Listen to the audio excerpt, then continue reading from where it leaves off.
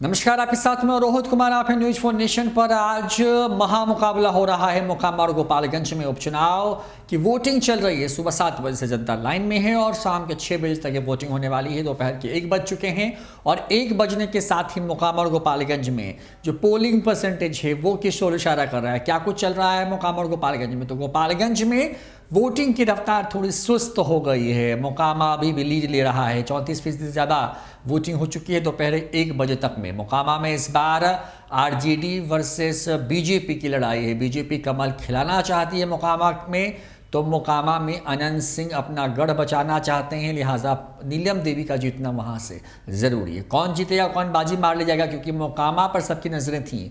धुआंधार चुनाव प्रचार वहाँ पर हुआ, तमाम लोगों ने वहाँ पे मोर्चा संभाला। चाहे महागठबंधन की बात करें तो नीतीश कुमार ने वीडियो संदेश भेजा, तेजस्वी यादव ने तो वहाँ पर जो है ताबड़तोड़ सभाएं की, ललन सिंह ने रोड शो तक किया।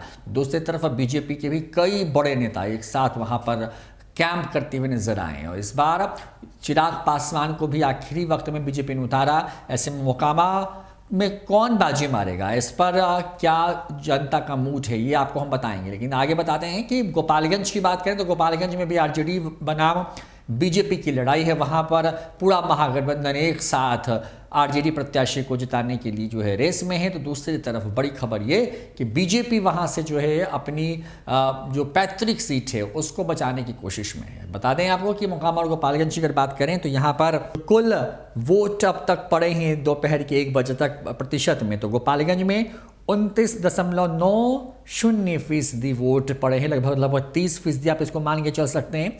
और मोकामा में जो है 34.5% की आप करीब इसको कह सकते हैं, 34.26% जो है वोट हुआ है।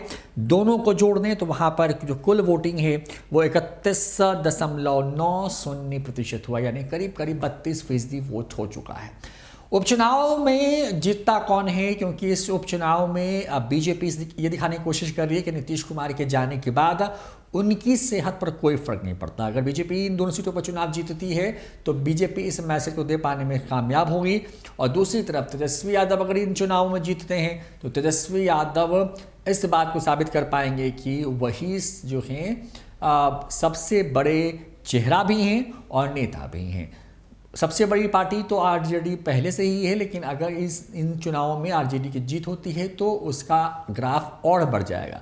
बिहार की बात करें तो बिहार में मोकामा सीट आरजेडी के खाते में थी। अनंत सिंह को एक मामले में अवैध तरीके से हथियार रखने के मामले में 10 साल की सजा हुई, जिसकी वजह से उनको जो है उनकी सदस्यता जो है विधानसभा की वो खत्म हो गई। वहाँ पर अनंत सिंह की पत्नी नीलम देवी को उतारा गया है आरजेडी की तरफ से। तो दूसरी तरफ जो है बीजेपी ने ललन सिंह, जो कि जदयू के नेता थे लेकिन चुनाव से के ऐलान के ठीक बाद जो है उन्हें बीजेपी के साथ दामन थामा और उनकी पत्नी सोनम देवी को वहां से चुनावी मैदान में उतारा गया। तो सुभाष सिंह की पत्नी गोपालगंज से हैं। सुभाष सिंह का सामयिक निधन होने की वजह से गोपालगंज की सीट खाली हुई थी, ये बीजेपी की अपनी सीट थी, वहां से लगातार वो जीतते रहे हैं। अब वहां पर आरजेडी बनाम जो बीजेपी है उसकी लड़ाई है। देखते हैं कौन जीतता है। शाम 6 बजे लेकर के हाजिर होंगे इन दोनों सीटों पर कौन जीत रहा है।